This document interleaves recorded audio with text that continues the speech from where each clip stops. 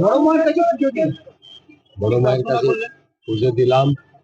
আমি মায়ের কাছে প্রার্থনা করলাম আমাদের জগদ্দলের সমস্ত জগদ্দলবাসীদের জীবনে সুখ শান্তি যেন ফিরে নিয়ে আসেন।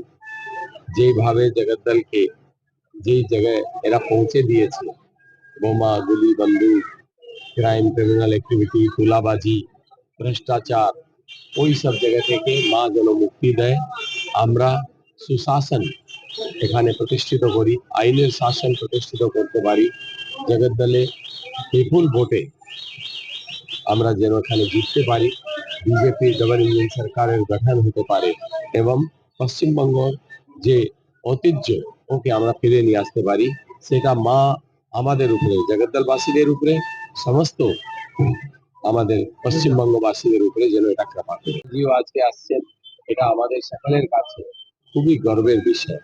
ওনার মতো নেতৃত্ব যদি আমাদের এখানে এসে প্রচার করবেন, আমাদের কর্মীদের মনের মধ্যে আরো বেশি উৎসাহ আসবে। আগের দিন যে ভোট হয়েছিল, কালকে প্রথম দফায় ভোট হলো, কি দেখুন? দেখুন, মানুষের মনের মধ্যে পরিবর্তনের উচ্ছ্বাস আছে। আপনারা দেখতে পাচ্ছেন 92.6%, যেটা আবার কম্পাইল হয়ে হয়তো 94 এর কাছাকাছি, কিছু কিছু জায়গায় তো 94, 95, 96% ভোট হয়েছে। তার মানে এটা পরিবর্তনের ভোট আছে। এটা আমরা 2011-তেও দেখেছিলাম। এখন এই নির্মম সরকারের কাছ থেকে মুক্তি পাওয়ার জন্য মানুষ এত বড় সংখ্যায় বিপুল মাত্রায় ভোট দান করেছে।